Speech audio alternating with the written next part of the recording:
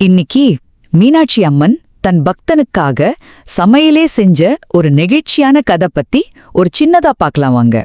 இது எங்க நடந்துச்சுன்னா மதுரை மீனாட்சி அம்மன் கோவில் மடப்பள்ளியில, அதாவது சமையலறையில வேலை செஞ்ச ஸ்ரீனிவாசர்னு ஒரு பக்தர் இருந்தாரு. அவர் வாழ்க்கையில நடந்ததா சொல்ற ஒரு அற்புத நிகழ்வு இது. உண்மையிலேயே அம்மனோட கருணை எவ்ளோ ஆழமானதுன்னு இது காட்டுது. சரி, முதல்ல என்ன ஆச்சுன்னா, அம்மனோட தீவிர பக்தர் இந்த ஸ்ரீனிவாசர் ஒரு நாள் பாருங்க ரொம்ப களைப்பாயிட்டாரு. அதனால, அம்மா பிரசாதம் செய்ய என்னை எழுப்பி விட்டுடுமான்னு மீனாட்சி அம்மா கிட்ட வேண்டிக்கிட்டு அங்கேயே மடப்பள்ளியிலே அசந்து தூங்கிட்டார். அடுத்து என்ன ஆச்சு பாருங்க. அவர் தூங்கிட்டு இருந்தப்போ ராஜாவோட சேவகர்கள் வந்து பாக்குறாங்க. அங்க என்னன்னா, பொங்கல், தயிர் சாதம், புலி சாதம்னு பல வகை பிரசாதம் ஏற்கனவே ரெடியா இருக்கு.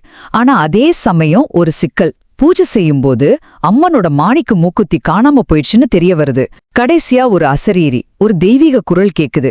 அது மூலமா மீனாட்சி அம்மனே நடந்தத சொல்றாங்க. ரொம்ப அசந்து தூங்கின பக்தனை எழுப்ப மனசில்லாம தானே பிரசாதம் செஞ்சாங்களாம். அப்போ மடப்பள்ளியில வெளிச்சம் கொஞ்சம் கம்மியா இருந்ததால தம் மூக்குத்திய கழட்டி அங்க வெளிச்சத்துக்காக வச்சுட்டு வந்ததாவும் அது அங்கேயே தேடி எடுத்துக்க சொல்லியும் சொல்றாங்க. பாத்தீங்களா, இந்த கதை மீனாட்சி அம்மன் தம் பக்தன் மேல வச்சிருந்த அந்த எல்லையில்லாத அன்பையும் ஒரு தாயோட பரிவையும் நமக்கு ரொம்ப அழகா காட்டுது.